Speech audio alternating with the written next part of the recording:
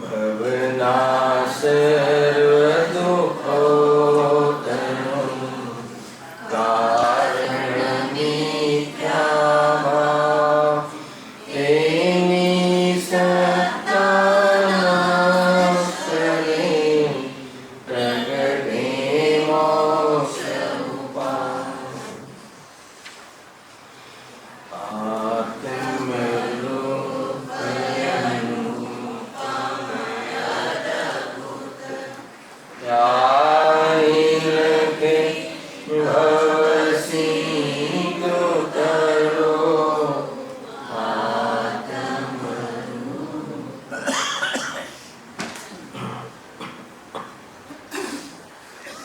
શ્રી મોક્ષમાં પ્રકાશક ગ્રંથ છે. ચોથા અધિકાર ઉપર આપણે સ્વાધ્યાય કરી રહ્યા છીએ. એમાં દુઃખના કારણમાં એક મિથ્યા જ્ઞાન,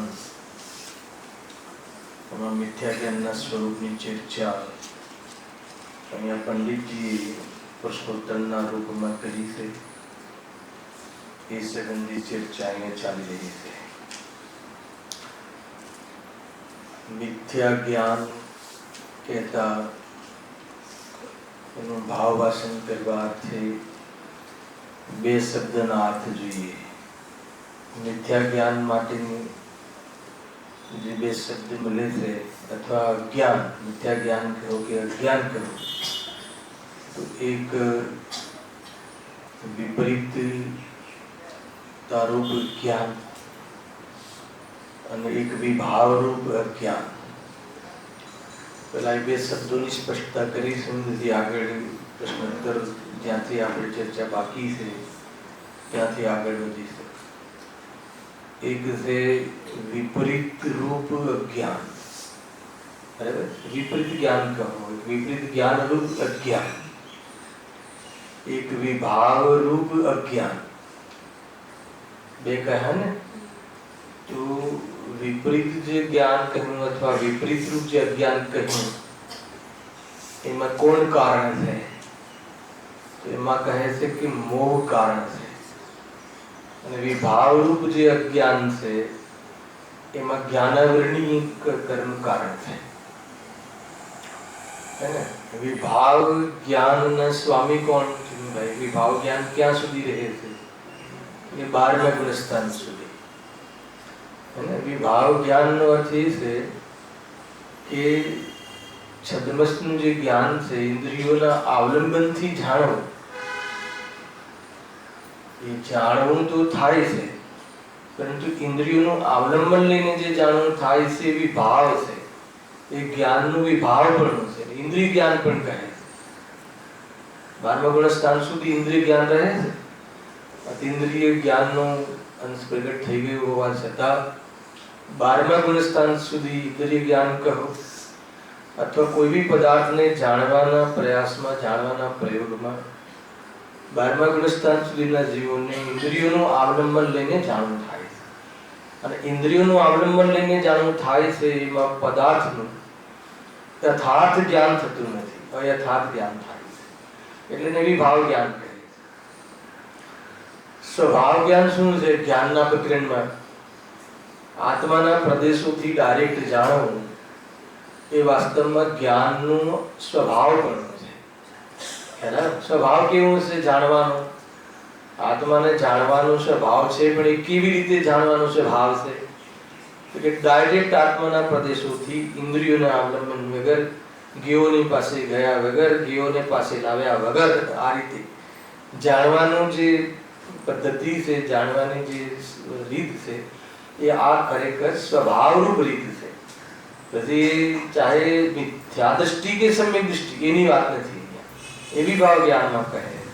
આપણે એને અહીંયા વિભાવરૂપ જ્ઞાન, ઔદૈક જ્ઞાન, એ રીતે અનેક અર્થ આપણે કર્યા છે. સાંભળો અહીંયા.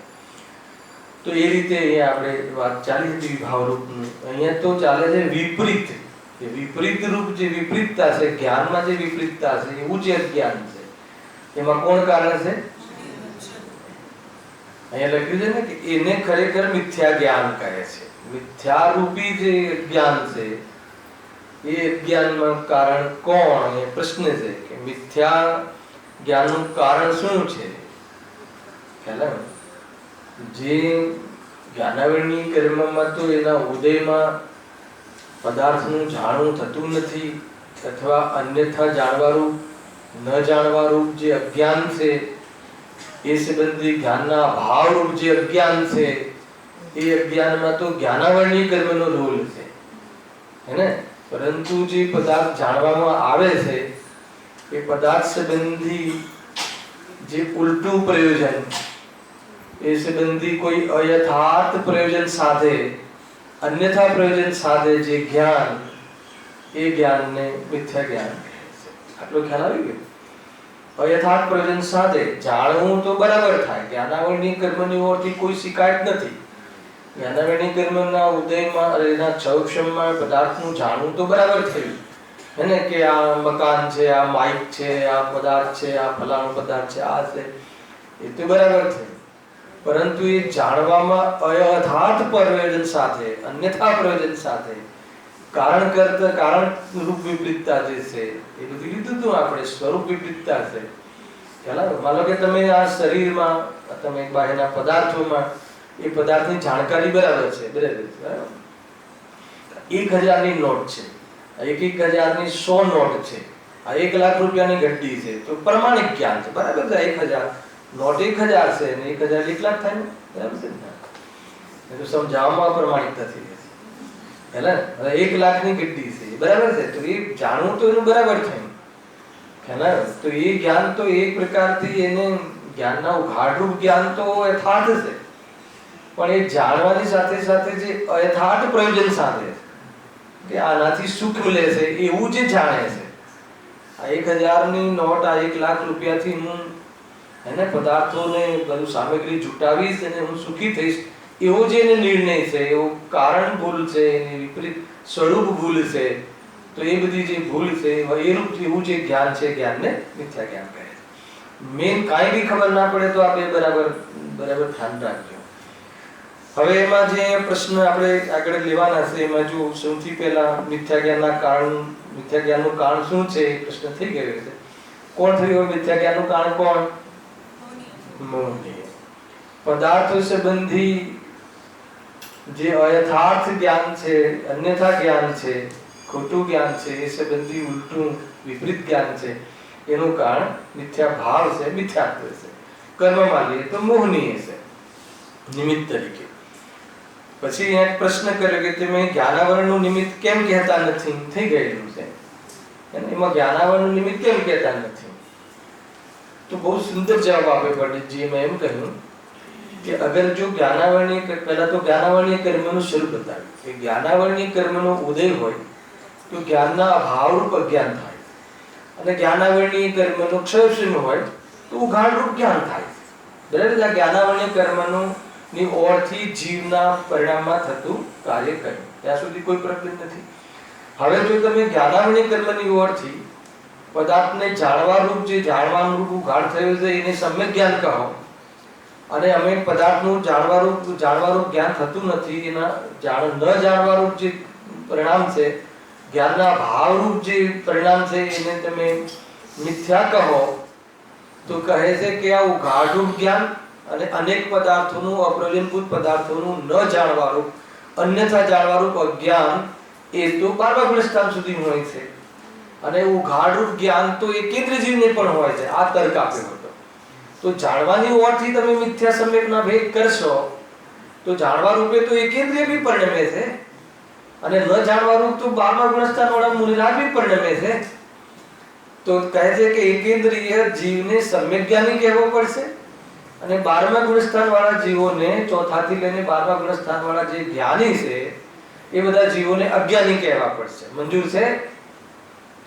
આચાર્ય કુંકુન દેવને 12 અંગમાંથી એક અંગનું પણ જ્ઞાન નહોતું, પૂરા એક અંગનું પણ, અને બાકીના અંગ સંબંધી જ્ઞાન નહોતું, એવું જે અજ્ઞાન એને લઈને અગર જો કુંકુન દેવને અજ્ઞાની કહીએ તો સિદ્ધાંત વિરુદ્ધ કથન, હે ને? તો જે જ્ઞાની અજ્ઞાની, સમ્યક જ્ઞાની, મિથ્યા જ્ઞાનીનો જે ભેદ છે એ ભેદ જાણવાની ઓળખી નથી, એ સંબંધી જે વિપરીત સાથે છે જાણવામાં, એની ઓરથી મિથ્યા જ્ઞાન સમ્યક જ્ઞાનનો ભેદ પડે છે. ક્લિયર થઈ ગયું આટલું? હવે આગળ જે પ્રશ્ન આપણે ગયા વખતે ત્યાંથી ચર્ચા આપણે મૂકી હતી, છોડી હતી, થોડીક ચર્ચા થઈ બી ગઈ હતી, પણ ફરીથી લઈ લઉં છું પેરેગ્રાફ આખો. દોરડી સર્પાધિકનું યથાર્થ જ્ઞાન હોવાનું કયું કારણ છે? ફરીથી પૂછ્યું હે ને. તેને જીવાદી તત્વના અયથાર્થ યથાર્થ જ્ઞાનનું કારણ કહો તો શું વાંધો? પ્રશ્ન ખ્યાલમાં આવે? કે આગળ આપણે કઈ આવ્યા છે ને કે સમ્યક જ્ઞાની અને સમ્યક દ્રષ્ટિ દોરડીને સાપ જાણે કે સાપને દોરડી જાણે તો બી એનું જ્ઞાન સમ્યક છે, અને મિથ્યા દ્રષ્ટિ દોરડીને દોરડી જાણે તો બી એનું બધું એ જ્ઞાન મિથ્યા છે, અને સમ્યક દ્રષ્ટિનું બધું એ જ્ઞાન સમ્યક છે. કેમ? તો ત્યાં જવાબ આપ્યો હતો કે જાણવાનો જ્યારે પ્રસંગ હોય હે ને તો એમાં તો દોરડીનું અયથાર્થ જાણવું કે યથાર્થ જાણવું, દોરડીને સાપ જાણવું, એમાં તો નિમિત્ત કારણ કોણ હતું? જ્ઞાનાવરણીય. એને સાધુડા આપી બી હતું આપણે, સોનાને કોઈ પિત્તળ જાણે, સોનું છે એને કોઈ જીવ પિત્તળ છે એમ જાણે, તો એમાં કયા કર્મનો રૂલ છે જીનુભાઈ?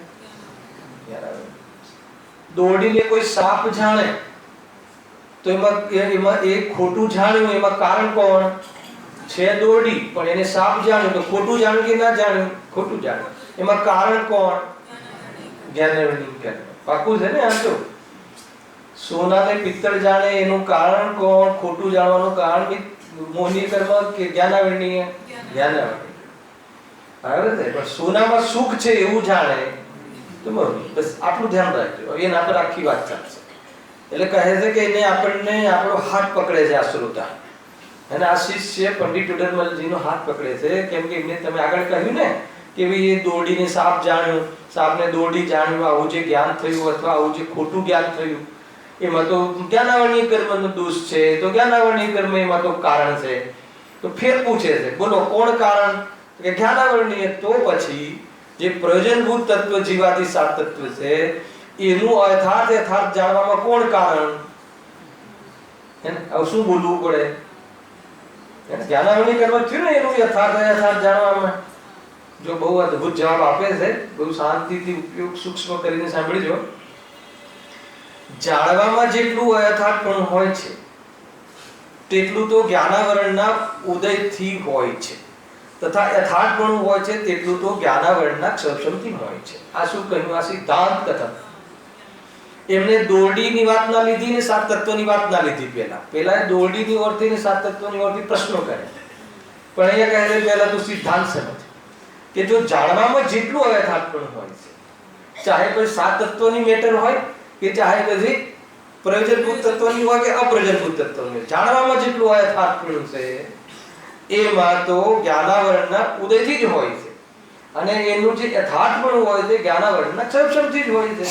એમાં અમને કોઈ વાંધો નથી. હવે જો પાછો એનો એ સિદ્ધાંતનો પ્રયોગ, એના પ્રશ્નમાં પ્રયોગ, પહેલા એ જે કહે છે ને એ કહે છે એના અનુકૂળ જવાબ આપે છે, અને ઉડાવી નથી દેતા વાત. ના ના ના એમ નથી કે બરાબર છે, તું કહે છે બરાબર છે, પણ એ કહીને અમે જે કહેવા માંગીએ છીએ તારે સાંભળવું પડશે. પહેલા જે તે કીધું એ અમે સાંભળીએ છીએ, અને એ સાંભળીને અમે એની હા પણ ભરીએ છીએ, પણ હવે અમે જે રીતે એને એને મોહનીય કર્મ વચ્ચે લાવીએ છીએ, કેમ લાવીએ છીએ પણ તારે સમજવું પડશે. સાંભળજો, આનો બહુ ઊંચો મેટર આવશે આમાં. જેમ દોરડીને સર્પ જાણવામાં આવે તેમ અયથાર્થ જાણવાની શક્તિના કારણરૂપ, જે અયથાર્થ જાણવાની શક્તિ અયથાર્થ જાણવાની યોગ્યતા થઈ ને પર્યાયમાં, તો એમાં કારણ કોણ છે? જ્ઞાનાવરણનો ઉદય. તેથી તે અયથાર્થ જાણે છે. નિમિત્ત કારણ લેવું, અને પાછું ઓલું ના લેવું કે ભાઈ જ્ઞાનાવરણીય કર્મના કારણે જ્ઞાન નથી થતું, હું શું કરું કે એમ. એ વાત નથી અહીંયા. એ નિમિત્ત પ્રધાન તથા દોરડીને દોરડી જાણે. કોને? સમ્યક દ્રષ્ટિએ કે મિથ્યા દ્રષ્ટિએ એની કોઈ વાત નથી. દોરડી છે દોરડી જાણી, તો એમાં કોણ એને નિમિત્ત બને છે? તો કે ત્યાં યથાર્થ જે જાણ્યું, એ જેના જ્ઞાનમાં યથાર્થ જાણવાની શક્તિ પ્રગટ થઈ પર્યાયમાં, યથાર્થ જાણવાની યોગ્યતા બની, તત્સમયની યોગ્યતામાં યથાર્થ એને જાણ્યું, અને જાણવાની યથાર્થ શક્તિ પ્રગટ થઈ ગઈ છે. એમાં કારણ કોણ છે? તો કે એમાં તો કારણ રૂપ જ્ઞાનાવરણનું ક્ષયક્ષમ છે, તેથી તે યથાર્થ જાણે છે. તો આ તો જે પ્રશ્ન પૂછ્યો તો શિષ્ય એના ફેવરની વાત થઈ, બરાબર છે. હવે એને એના આધાર આપી અને એને શું પ્રશ્ન કર્યો તો જીવાદી પ્રયોજનભૂત તત્વમાં એનો યથાર્થ જાણવામાં જ્ઞાનાવરણ કહીએ તો શું વાંધો છે, અથવા તમે જે કામ દોરડી અને સાપ માટે નક્કી કર્યું યથાર્થમાં એમાં બી એક શું વાંધો છે, તો હજુ બી સ્વીકાર કરશે. જો તેમ જીવાદી તત્વોને યથાર્થ જાણવાની શક્તિ ન હોવા અથવા હોવામાં તો જ્ઞાનાવરણનું નિમિત્ત છે. અહીંયાથી આખી વાત બદલી થશે. હવે અગર જો આ કથનનો મર્મ ખબર ના પડી તો આનો જવાબ નહીં સમજાય. ફરતી બોલું. જો તેમ જીવાદી તત્વોને યથાર્થ જાણવાની શક્તિ ન હોવા અથવા હોવામાં તો જ્ઞાનાવરણનું જ નિમિત્ત છે. અમે ક્યાં ના પાડીએ, જેનું કારણ તો જ્ઞાનાવરણી જ છે, બરાબર છે. હવે અહીંયાથી આપણે ભેદ કરવો પડશે કે જે અયથાર્થ યથાર્થ તત્વોને જાણવાની શક્તિ અને યથાર્થ તત્વને જાણવા રૂપ પરિણમન એ બંને એક જ છે કે બે જુદી બાબત છે? ફરીથી પ્રશ્ન ચંદ્રકાંત સાંભળજો, બરાબર સમજજો કે યથાર્થ તત્વને જે જાણવાની શક્તિ અને યથાર્થ તત્વને જાણવાનું પરિણામ, યથાર્થ તત્વને જાણવાનું પરિણમન એ બેમાં અંતર છે કે બંને એક જ વાત છે?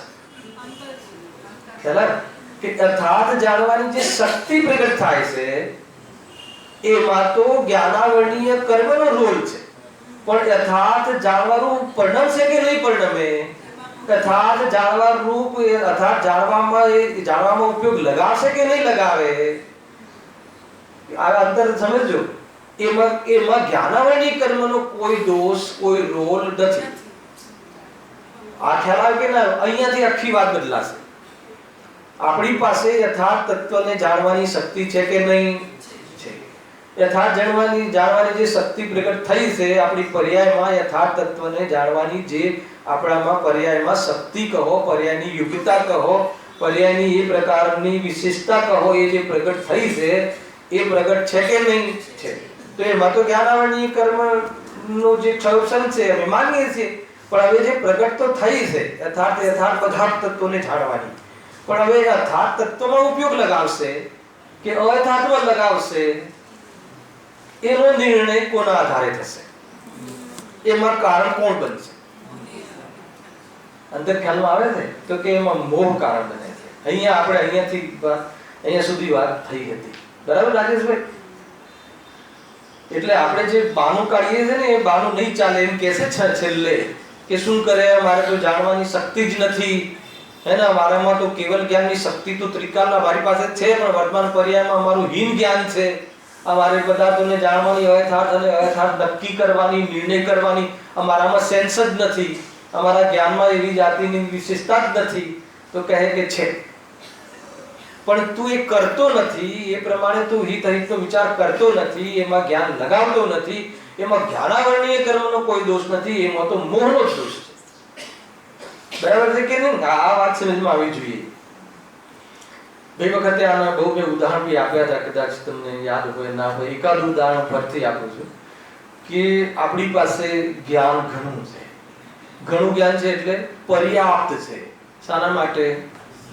આત્મદર્શન કરવા માટે, કેવલ જ્ઞાન લેવા માટે, સમજો, કેવલ જ્ઞાન પ્રગટ કરવા માટે, કેવલ જ્ઞાન સુધીનું જ્ઞાન લેવા માટે, અનંત સુખી થવા માટે, અનંત જ્ઞાન પ્રાપ્ત કરવા માટે જે આપણી પાસે વર્તમાનમાં જે જ્ઞાન જોઈએ, વર્તમાનમાં જે સાધન જોઈએ, વર્તમાનમાં જેટલું જ્ઞાન જોઈએ એટલું જ્ઞાન આપણી પાસે નહીં, ચારે ગતિના સંઘની પંચેન્દ્રિયો પાસે છે.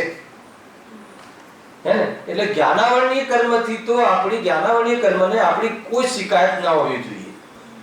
બરાબર છે? તો આટલું ક્લિયર ખ્યાલ આવે કે નહીં?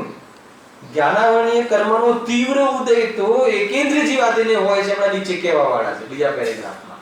આપણને જ્ઞાનાવરણીય કર્મનો મંદ ઉદય છે, નિરંતર. કેમ મંદ ઉદય છે? કેમ કે આપણું એટલું જ્ઞાન તો ખુલ્લું જ રહે છે કે જે સ્વભાવને પામી શકે, સ્વભાવને જાણી શકે, સ્વભાવને ઓળખી શકે એટલું જ્ઞાન તો આપણી પાસે છે. અહીંયા કોઈ માની લો કે કોઈ ગ્રેજ્યુએટ હશે, કોઈ પહેલી ચોપડી નહીં ભણ્યું હોય, એ બંને જીવો પાસે શું કહ્યું? એટલું જ્ઞાન તો છે, કેટલું જ્ઞાન કે જે ગુરુદેવ શ્રીની જેમ જ્ઞાની બની શકે. શું વાત કરે? અને અરિહંતની જેમ કેવલી બની શકે. કલા એટલું જ્ઞાન તો એને ગિફ્ટમાં એને મળી ગયું છે. એમાં કોઈ પુરુષાર્થ નથી કર્યો જીવી. હે ને? આપણે બહુ આમ મહિમા કરીએ ગુરુદેવ શ્રી 4 ચોપડી ભણેલા, 4 ચોપડી ભણેલા. હે ને? તો 4 ચોપડી ભણેલા કહીને શું કેવું તમારે? જરા મને કહેજો ચંદ્રકાંતભાઈ, કેટલું ઓછું ભણેલા એમ? ગુરુદેવ શ્રી 4 ચોપડી ભણેલા. હું સમજી તમે કેટલું ભણ્યા છો? કેટલી ચોપડી? 17 ચોપડી ને? તો વધારે જ્ઞાન કોની પાસે? સમ્યક જ્ઞાન કોની પાસે? અંદર ખ્યાલ આવે કે નહીં? આ ખ્યાલ આવવો જોઈએ. જ્ઞાનનું વધારે હોવું એ સમ્યક દર્શન માટે જરૂરી નથી. જ્ઞાનનું યથાર્થ હોવું એ જરૂરી છે. અને યથાર્થ જ્ઞાન કરી શકીએ એવું જ્ઞાન આપણી પાસે છે. તમે કહો ઠીક છે, યથાર્થ જ્ઞાન તો કરવું પડશે ને. તો કે યથાર્થ જ્ઞાન કરી શકે એવી શક્તિ તારી પર્યાયમાં, એવી ક્ષમતા તારી પર્યાયમાં, એવું જ્ઞાન તારી પર્યાયમાં, એવું જ્ઞાન સ્વભાવ હાલ મોજૂદ છે. પણ એને તું ત્યાં ખર્ચતો નથી, એને તું અન્ય જગ્યાએ ખર્ચે છે. એનો દોષ તો મોહનો છે. હાલાકે મોહનીય કર્મ નિમિત્ત તરીકે, અંતરંગ નિમિત્ત તરીકે અને ઉપાદાન તરીકે મોહ ભાવ. આ ખ્યાલમાં આવે કે ના? આપણી પાસે એટલું જ્ઞાન તો ખુલ્લું છે કે આપણે પ્રયોજનભૂત તત્વનો નિર્ણય કરી શકીએ. પણ પ્રયોજનભૂત તત્વના નિર્ણયમાં આપણે જ્ઞાન નથી લગાવતા અને અપ્રયોજનભૂત તત્વમાં લગાવીએ છીએ. એને આપણી પાસે જ્ઞાન તો ઘણું છે. એ જ્ઞાન આપણે ક્યાં લગાવી દીધું છે? બહારનું. એને લોકો કેવા ટેલેન્ટ હોય છે, જ્ઞાન કેટલું બધું એની પાસે હોય છે. એક પરમાણુ બોમ્બ બનાવી લે અને એ એટલું બધું સૂક્ષ્મ જ્ઞાન હોય છે.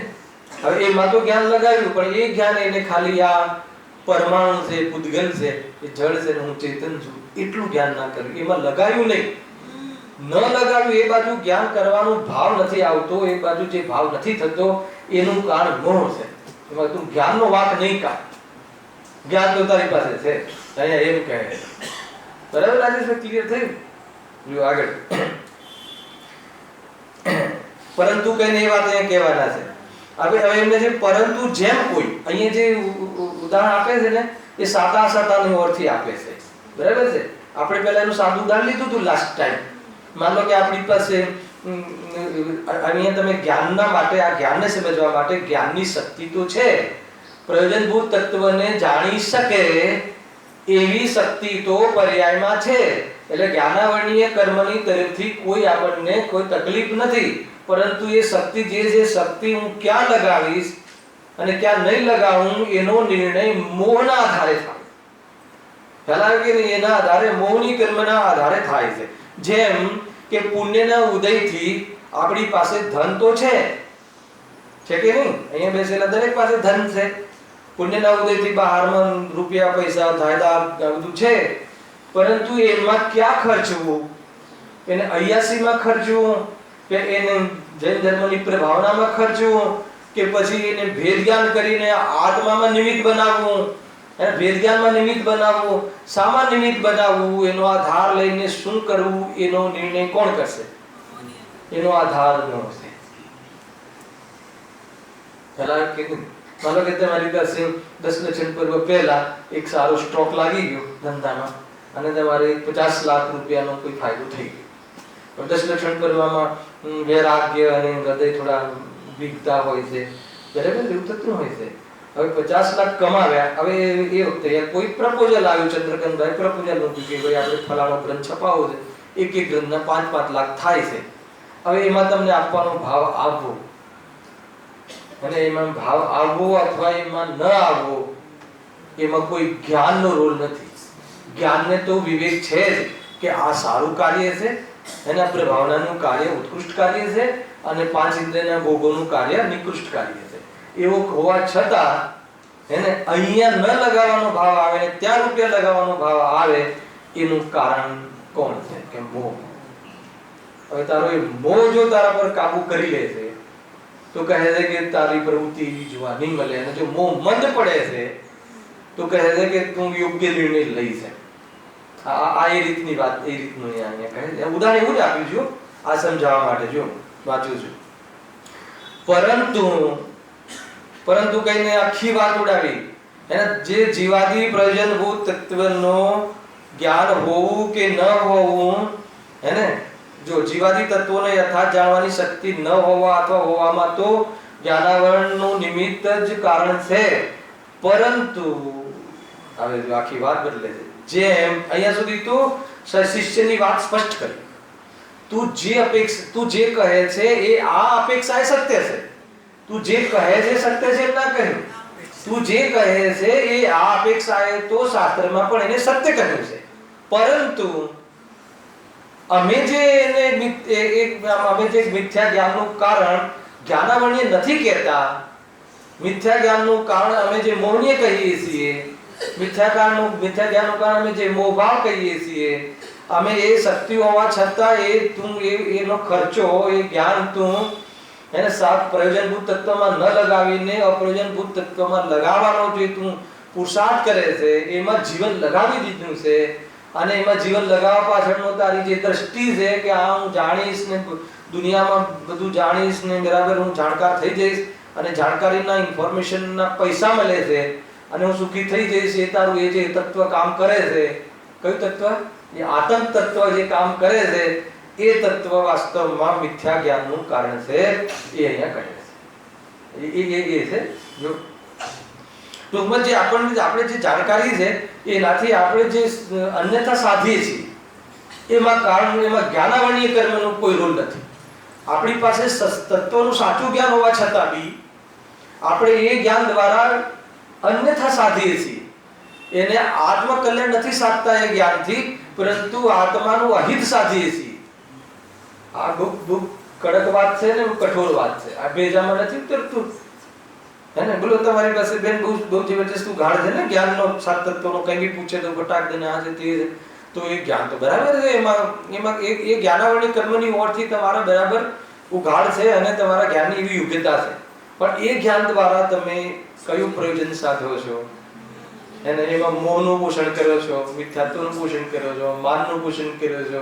અને એ જ્ઞાન દ્વારા બહારથી કોઈ સામગ્રી એકઠી કરવા માટે તમે એ જ્ઞાનને હેતુ બનાવો છો, ભવમાં હેતુ બનાવો છો, સંસાર વધવામાં હેતુ બનાવો છો. સંસારમાં સંસાર વધવામાં જે ચીજો કામ આવે એ ચીજોને મેળવવામાં એ જ્ઞાન લગાવો છો. આ બધું કાર્ય એ જ્ઞાન એમાં જે વર્ક કરી રહ્યું છે, એ જ્ઞાન એમાં જે વર્ક કરે છે એનું કારણ કોણ? હાલાકી કે એમાં મોહ કામ કરે છે. તારી પાસે આટલું ઉજળું અને સ્પષ્ટ અને જબરજસ્ત જ્ઞાન હતું, એ જ્ઞાનને આ દુનિયાદારી નિભાવવામાં લગાવ્યું અને એમાં કારણ કોઈ જ્ઞાનાવરણીની કશું નથી. એમાં તો તારું મોહ એ અહીંયા કહેવું છે.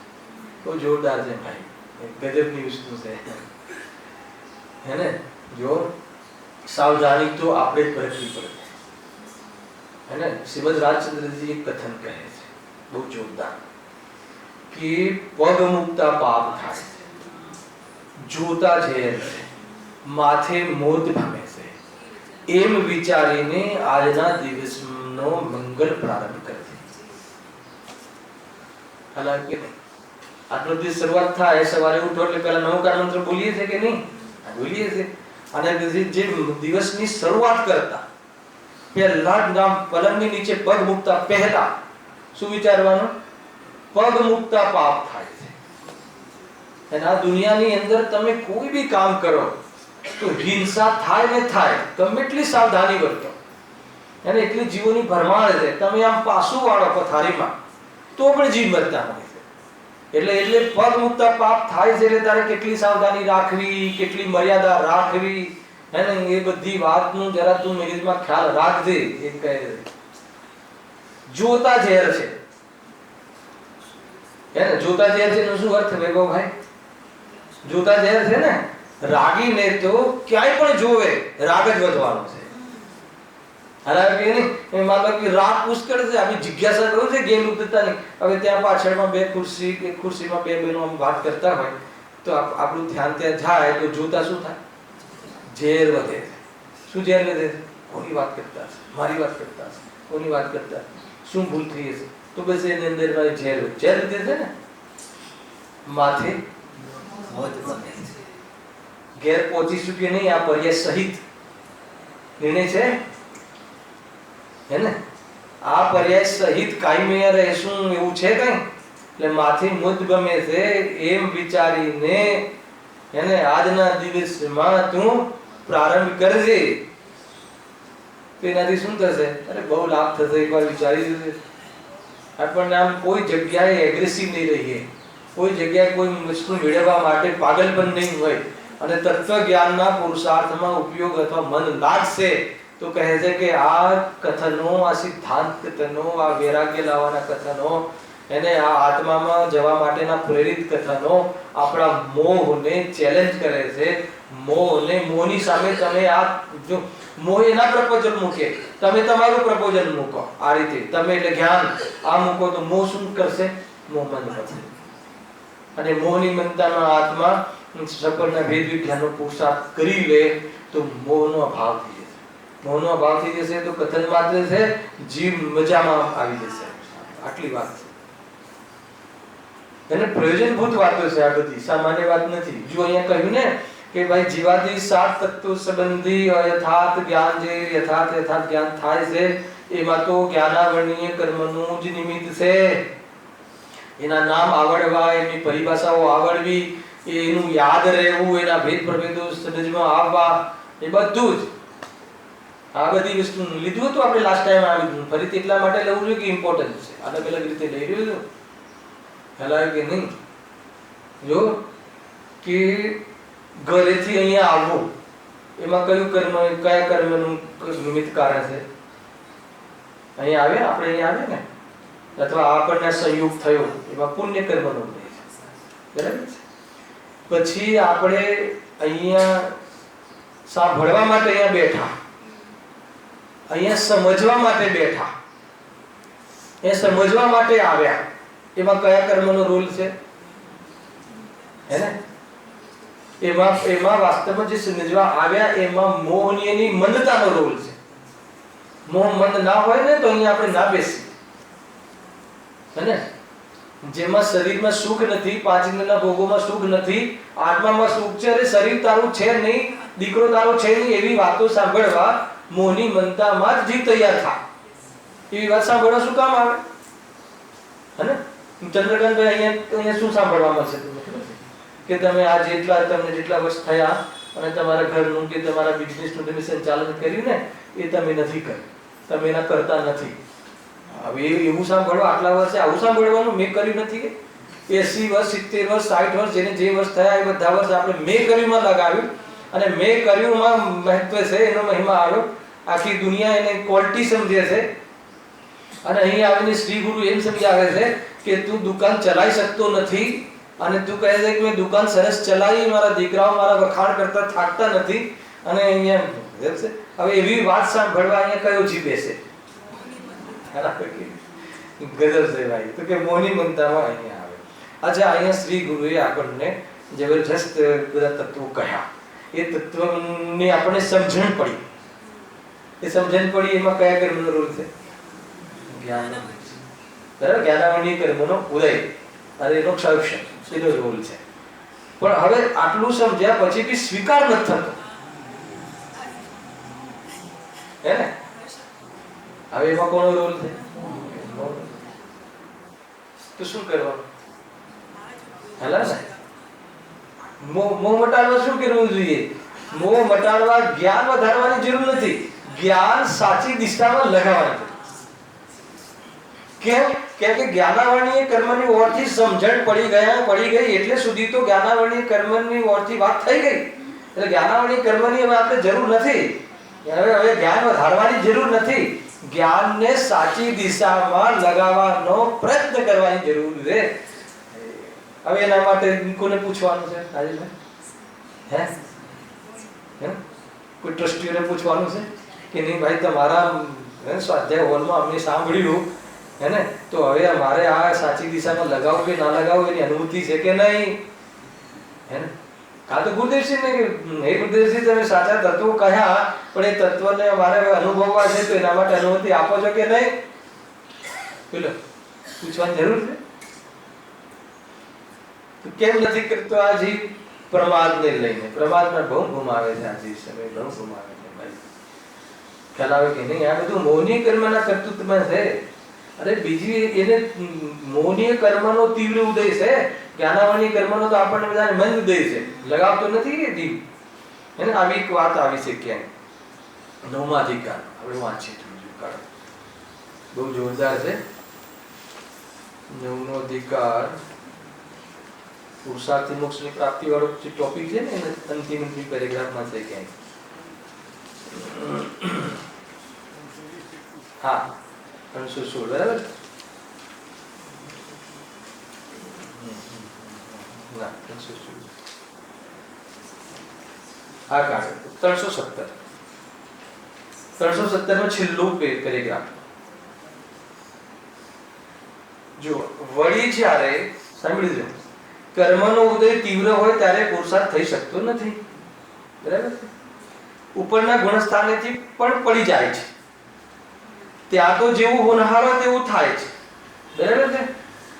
પરંતુ જ્યાં મંદ ઉદય હોય અને પુરુષાર્થ બની શકે ત્યાં તો પ્રમાદી ન થવું, સાવધાન થઈ પોતાનું કાર્ય કરવું. શું કહ્યું અહીંયા લખ્યું ને? પરંતુ જ્યાં મન ઉદય હોય અને પુરુષાર્થ બની શકે ત્યાં તો પ્રમાદી ન થવું.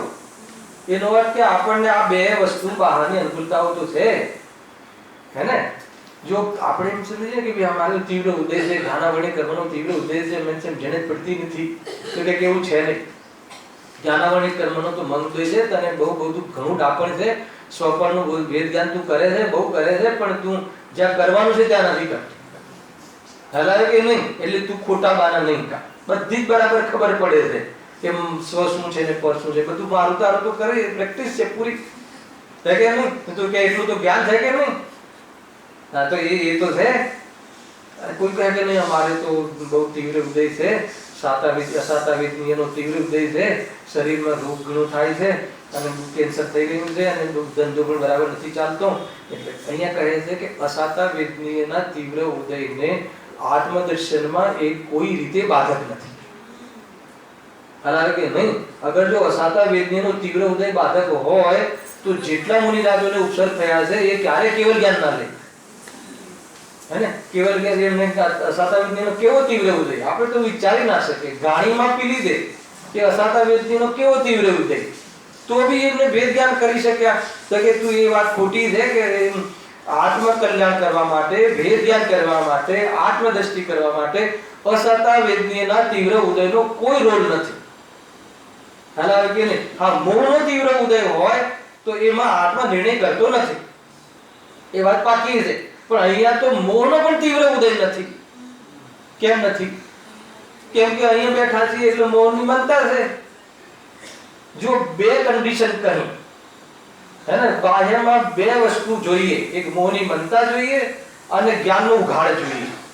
અને એ બે વસ્તુ તારી પાસે છે. સમ્યક દર્શન કરવાની પાત્રતામાં કેટલી વસ્તુ અનિવાર્ય છે જીતુભાઈ? મોહની મનતા અને જ્ઞાનનો ઉઘાડ. એટલો ઉઘાડ કે જે હિત અહિતનો વિચાર કરી શકે, ભલા બુરાનો વિચાર કરી શકે, એટલા જ્ઞાનનો ઉઘાડ તને જોઈએ છે. એનાથી વધારે જ્ઞાનની જરૂર નથી, અને મોહની મનતા જોઈએ છે બસ. તો મોહ તો મંદ છે અને જ્ઞાનનો ઉઘાડ છે, તો પછી કેમ નથી કરતો? તો આ ત્રીજું શબ્દ લખી દેજો કે જ્યાં મંદ ઉદય હોય ને પુરુષાર્થ બની શકે તો એ કાર્ય કેમ નથી કરતો?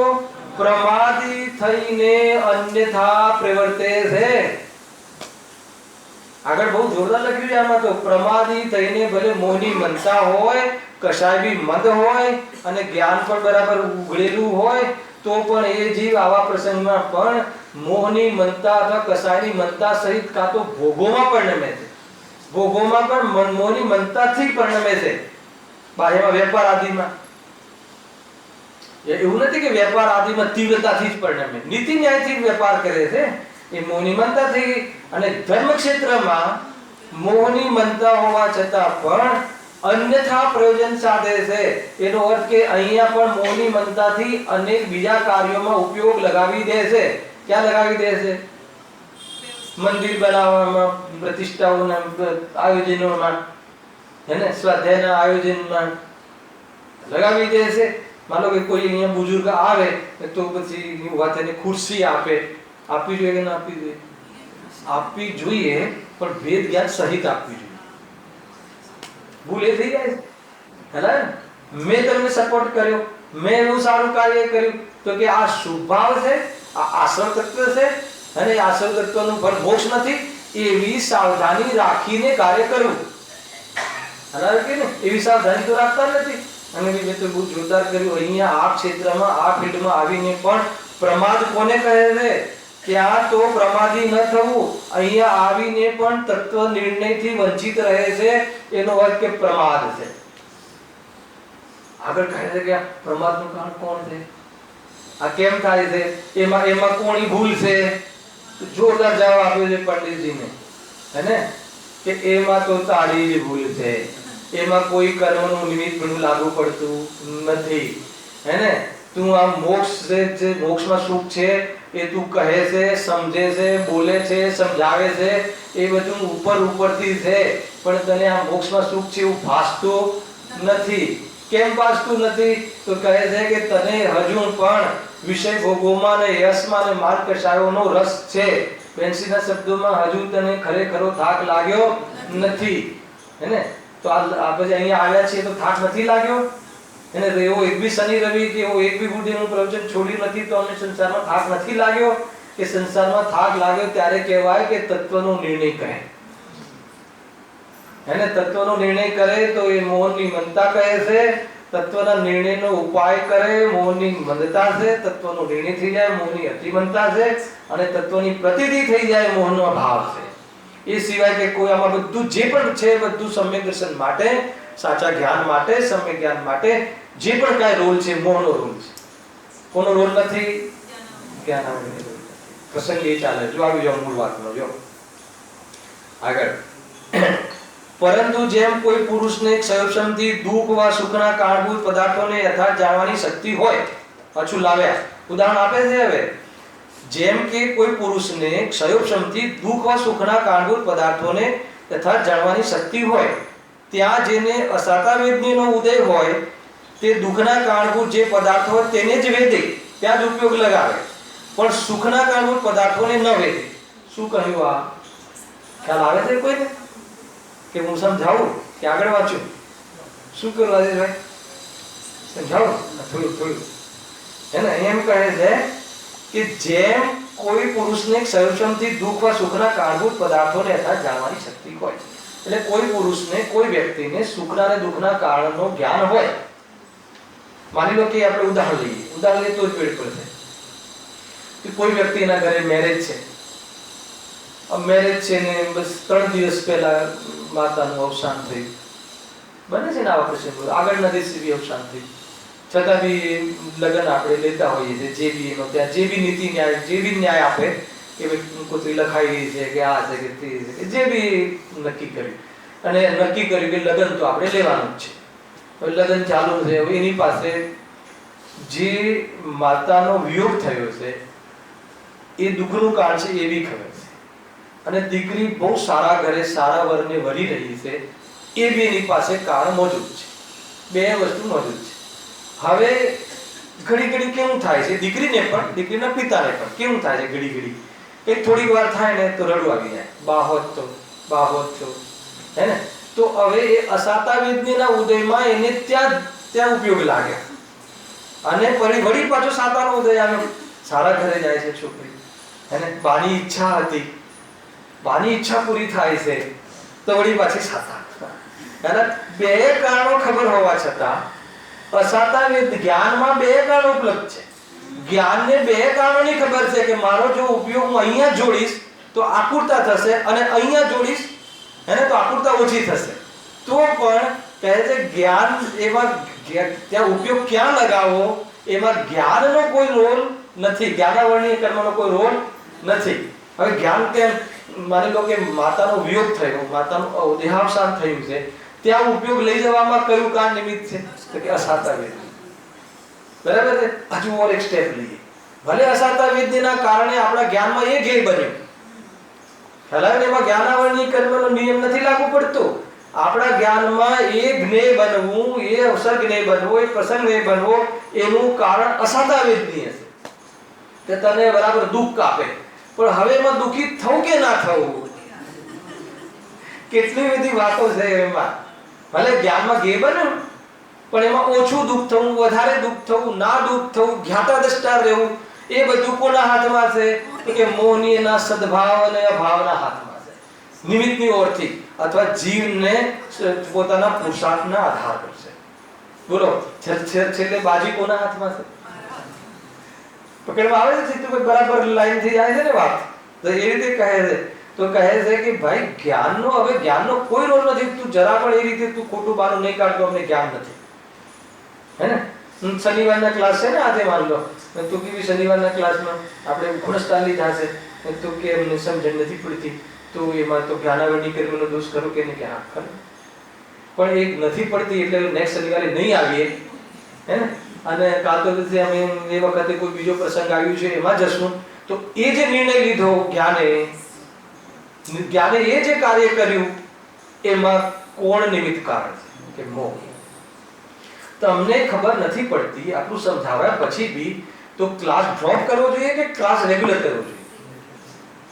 હે, તો ક્લાસ રેગ્યુલર કરવો કે ડ્રોપ કરવો, એવું જે જ્ઞાન નિર્ણય લે છે એ સમયમાં, એ નિર્ણય લેવામાં કોણ કારણ છે? આવે કે નહીં? જબરદસ્ત છે. આ શનિવારનો ક્લાસ છે ને, હવે આમાંથી 40% આપણે આત્માર્થીઓ આપણે આવે છે અને 60% નથી આવતા. કેમ નથી આવતા? અને 40% અહીં આવે છે, કેમ આવે છે? એમ બતાવો યાર. 60% ને ખબર પડી ગઈ છે એટલે નથી આવતા, અને 40% નથી ખબર પડી એટલે આવે છે. અરે અહીંયા એવા બી આવે છે કે જે મારા કરતા વધારે વિદ્વાન છે. શનિવારના ક્લાસમાં એક બે જણ એવા બી આવે છે કે મારા કરતા બી વધારે વિદ્વતા છે, તોય આવે છે. બરાબર? તો શું કામ આવે? તો કે મોહે નક્કી કર્યું. શું નક્કી કર્યું? હે ને? કે હવે રાત્રિના રિસેપ્શનોમાં કે ઓર ટીવીની કોઈ ચેનલોમાં ઉપયોગ લગાવવો પ્રજન ભૂતમાં, અને ઉપયોગ લગાવીને ત્યાં રાગનું પોષણ કરવું નથી પોસાય એવું, તો ક્લાસમાં જઈને સમજણ પડી હોય તો વિશેષ સમજવા માટે, અને વિશેષ સમજણ પડી ગઈ હોય તો એપ્લાય કેવી રીતે થાય એ સમજવા માટે ઉપયોગ પ્રયોજન ભૂતમાં લગાવવા જવું છે, એવું જ્ઞાને નક્કી કર્યું. જ્ઞાને આવો પ્રસ્તાવ જ્ઞાનને આપ્યો, એનું કારણ જ્ઞાનાવરણીય કર્મ છે કે મોહનીય કર્મનો મનતા તીવ્રતા છે? ખ્યાલ આવ્યો આખી વસ્તુ? ભાઈ એ છે એટલે ખબર નથી પડતી, એ બહુ મોટી વાત નથી. ખ્યાલ આવ્યો કે નહીં? જ્ઞાન ક્યાં લગાવવું એનો નિર્ણય આજે કરી લેજો, અને એના નિર્ણયમાં મોહ તો નિમિત્ત કારણ છે, ખરેખર આપણી કશાય વાસ્તવમાં ઉપાદાન કારણ છે, અથવા વેદ જ્ઞાનનો અભાવ ઉપાદાન કારણ છે. તો પછી શું કરવું? વેદ જ્ઞાન કરવું તો મોહનીય શું થશે? મંદ પડી જશે. અહીંયા જીવ વેદ જ્ઞાન કરે એનું નિમિત્તપણું પામીને મોહનીય કર્મ મંદ થઈ જાય કે પછી મોહનીય કર્મ મંદ પડે એટલે વેદ જ્ઞાન થાય છે? ગુરુદેવશ્રી શું શીખવાડ્યું? હવે રાહ જોવાની, મોહનીય મંદ પડે એટલે મને વેદ જ્ઞાન થશે નહીં. જ્ઞાન થવું ના થવું જ્ઞાનાવરણી કર્મના હાથમાં છે, નિમિત્ત પડે. પણ વેદ જ્ઞાન કરવું ના કરવું એમાં મોહનીયનો રોલ છે, અને એમાં બી મોહનીય તો રોલ છે તો નિમિત્ત કથન. વેદ જ્ઞાન કરવું એમાં પોતાનો રોલ છે. વેદ જ્ઞાન કરે તો મોહ જે તીવ્ર ઉદયમાં આવવાનો હતો એ આવલીમાં મન થઈને ઉદયમાં આવે. એવી જ્ઞાનીના જ્ઞાનના આ પરિણામની તાકાત છે. હાલા કે નહીં? અને મોહ ઉદયમાં આવે અને જીવ એને એટેન્ડ ન કરે, એને ન ભાવે, તો એ ઉદય નિજના ખાતામાં જાય છે. હાલા કે નહીં? થયો તો ઉદય પણ નવો બંધ કર્યા વગર નીકળી જાય છે, તો નિજના ખાતામાં જાય છે. ક્યારે? ઉદયમાં આવે પણ એને ન ભોગવે, ભોગવવું ન ભોગવવું, જોડાવું ન જોડાવું, વેદવું ન વેદવું, એમાં કર્મનો કોઈ કાર્ય કારણ નથી. એમાં તો સ્વયંનો પુરુષાર્થનું કારણ છે. તો પુરુષાર્થ આપે તો ઉદય તો આવ્યો છે, પણ મુનિરાજ જોડાતા નથી. એટલે ભાવ્ય ભાવક ભાવ નો અભાવ કરે છે. ભાવક કર્મ ઉદયમાં આવે છે પણ એને ભાવતા નથી, ભોગવતા નથી. ભોગવતા નથી એટલે પહેલા દ્રષ્ટિથી નથી ભોગવતા. રાગ તો આવ્યો પણ રાગ આવ્યો પણ એ રાગમાં સુખ નથી, એટલે એ રીતે દ્રષ્ટિથી ના ભોગવ્યો. બરાબર છે કે નહીં? અને જ્યારે સુખ નથી તો સ્વરૂપના જ વિચારો કરે છે. આ બાજુ કર્મથી ઉદયમાં આવા રૂપ એ શું થઈ જાય છે? ઉપશમ થઈ જાય છે, કાં તો ક્ષય થઈ જાય છે, અને જીવ સ્વરૂપમાં ડૂબી જાય છે. બસ આ છે. આમાં ત્રિકરણ આવી ગયું. ખુલાસો હાલ નથી કરતો, યોગ્ય સમય કરીશું. સમજો આવે કે નહીં? બહુ જોરદાર છે ભાઈ. જીવ પાસે બધી જ તાકાત છે. જીવ પાસે ત્રણ લોકને જાણવાની તાકાત છે. ત્રણ લોકના નિર્માણમાં જ્ઞાન હેતુ બને છે. હલાવે કે નહીં? આપણને જળ કોમ્પ્યુટરનો મહિમા આવે છે, પણ એ કોમ્પ્યુટરની રચનામાં નિમિત્ત જ્ઞાન છે. અને એ જ્ઞાન કોમ્પ્યુટરની મહિમા કરતું રોકાઈ જાય છે, અને એટલે એ વાસ્તવમાં સુખથી વંચિત રહે છે.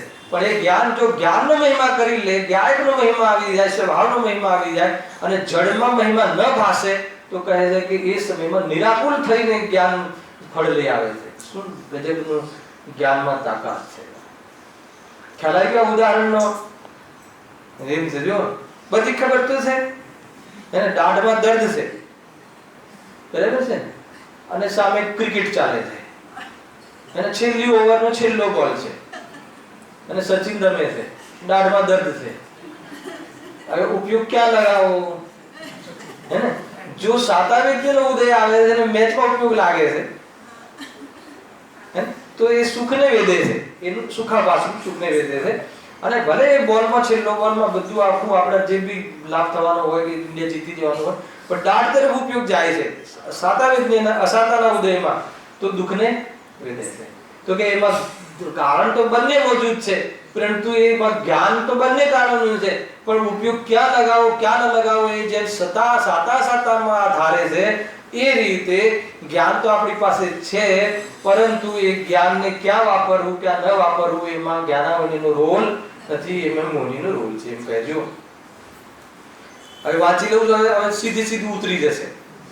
પરંતુ જેમ કોઈ પુરુષને સર્વક્ષમથી દુઃખ વા સુખના કારણભૂત પદાર્થોને યથાર્થ જાણવાની શક્તિ હોય, જાણે છે, બધા કારણો જાણે છે, પણ ત્યાં જેને અસાતાવેદ્યનો ઉદય હોય, તે દુઃખના કારણભૂત જે પદાર્થો હોય તેને જ દેખે છે, ઉપયોગ ત્યાં જ જાય છે, પણ સુખના કારણભૂત પદાર્થોને ન વેદે. હવે સાંભળો, જો તે સુખના કારણભૂત પદાર્થનો વેદે તો સુખી થઈ જાય, પણ અસાતાના ઉદયથી તેનાથી એમ બની શકતું નથી. કોનાથી?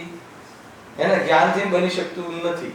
કેમ? કે જ્ઞાન બે કારણોને જાણે છે, પણ મોહને મળી જાય છે, મોહની સંગતિ કરે છે, અને આ બાજુ અસાતાનો ઉદય હોય છે, તો પછી કે મોહની તીવ્રતામાં જે અસાતાના કારણે વેદ છે ઘડી હે ને, ઘડી એમ માન લો કે તમારી પાસે તમારા દીકરાને 95% આવ્યા અને ટોપમાં એને એડમિશન મળી ગયું. હવે એને દુઃખી થવું હોય તો એની પાસે બે કારણ છે. એને 96 ધાર્યા હતા અને 95 આવ્યા, અને 95 આવ્યા પણ મને એડમિશન મળી ગયું છે.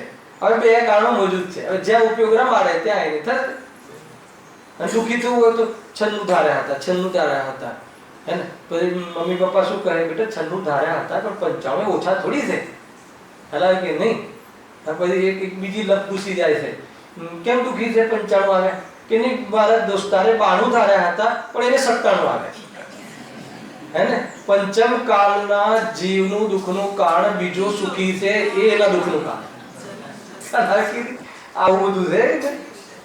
પડોશી સુખી છે એ દુઃખનું કારણ છે પંચમ કાળના જીવને, હલાવે કે એ પોતે સુખી છે એ તો જોતો જ નથી, પેલો કેમ સુખી છે પણ તું સુખી છે ને. આ કેટલી બધી મોહ તો કાંઈ બી વિચારે. સમય થઈ ગયો છે, કાલે આપણે આગળ લેશું, અને બહુ જબરજસ્ત છે. હજી આનું લોજિકલ જે વાતો આગળ આવવા વાળી છે, સાંજે મળીએ છીએ. સહેજાનંદી